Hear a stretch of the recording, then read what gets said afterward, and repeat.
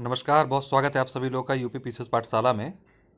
और कुछ चीज़ें हैं जो लगातार क्या कहते हैं कि फैल रही हैं। और मैंने भी आप लोग को कल बताया था कि ऐसा होने वाला है। जैसे कि आपको पता है कि एक बार फिर से जो है यूपी पीएससी में पैटर्न चेंज होने की उम्मीद पूरी बन चुकी है।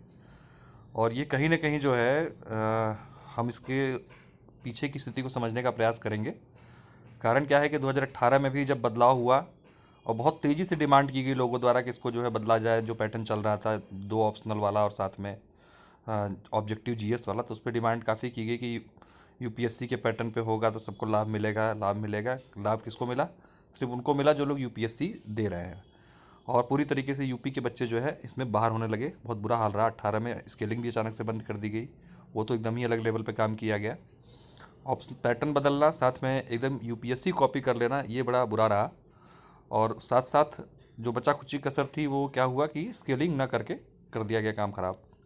तो ऐसे में बहुत ज़्यादा क्या कहते हैं कि जो आप देख रहे हैं कि हिंदी मीडियम का रिज़ल्ट प्लस जो मानविकी विषय का रिज़ल्ट था वो पूरी तरीके से प्रभावित हुआ। लगातार 18, 19, 20, 21 और अब तो 22 का रिज़ल्ट अभी आया नहीं, लेकिन ये 4 साल के जो रिज़ल्ट हैं वो कहीं ना कहीं बहुत ही अलग तरीके के रहे जो पिछले रिज़ल्ट आते थे 17 तक। तो उसका मुख्य कारण तो था कि भाई स्केलिंग ना करना। चलिए, पैटर्न बदलाव भी रहता, यूपीएससी जैसा रहता, लेकिन स्केलिंग कर रहे होते तो शायद इतना अंतर ना आता। लेकिन ये देखिए, 18 में बहुत प्रचंड वैकेंसी आई थी, जो अब तक की सबसे ज़्यादा वैकेंसी थी, ठीक है, 2009 के बाद से। और हुआ इसलिए था, ये वैकेंसी ज़्यादा इसलिए आई थी क्योंकि 19 में था चुनाव लोकसभा का। फिर आपको पता है 24 में चुनाव है, 2023 में भी अच्छी वैकेंसी आई, क्योंकि आप लोगों को कुछ दिन पहले एक वीडियो के माध्यम से मैंने बताया था कि काफ़ी वैकेंसीज 2023 में आने वाली है। सरकार ने भी लगातार क्या कहते हैं अध्याचन मांगने का काम शुरू कर दिया है और काफ़ी अच्छे मात्रा में पद फिर से 2023 में होंगे। और ऐसे में फिर से एक बार बदलाव, वो भी एकदम लास्ट मोमेंट में आके कहीं ना कहीं फिर से कहीं ना कहीं समस्या पैदा ना कर दे। लोग बहुत अच्छा भी बता रहे हैं, कुछ उनके ऑप्शनल हट रहा है। चलिए, अच्छी बात है, ऑप्शनल हट जाएगा, स्केलिंग नहीं कर रहे तो ऑप्शनल हट जाना चाहिए, अच्छी बात है।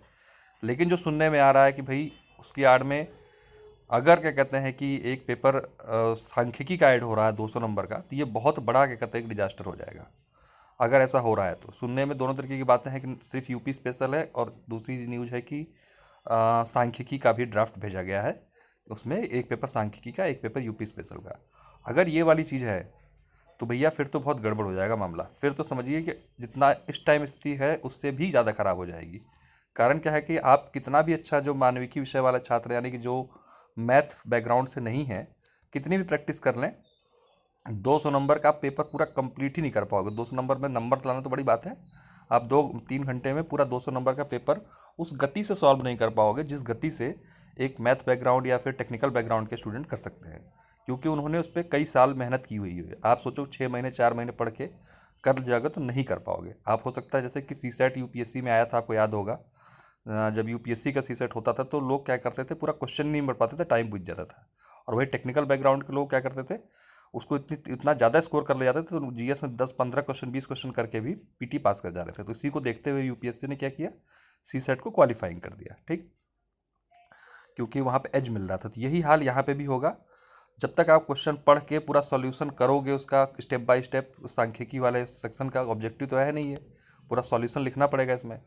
और भाई जीएस वीएस में तो ये है कि आपको छोटा आंसर कर सकते हो, बड़ा आंसर कर सकते हो, लेकिन यहाँ पे तो स्टेप अगर फॉलो नहीं किया आपने सांख्यिकी में तो आपको नंबर नहीं मिलेगा। तो ऐसे में ये जो चीज़ होगी वो काफ़ी डिस्क्रिमिनेटरी हो जाएगी। तो अगर बदलाव के नाम पर ये किया जा रहा तो ये बड़ा खतरनाक हो जाएगा, खासतौर से हिंदी माध्यम और मानविकी विषय के जो छात्र होंगे।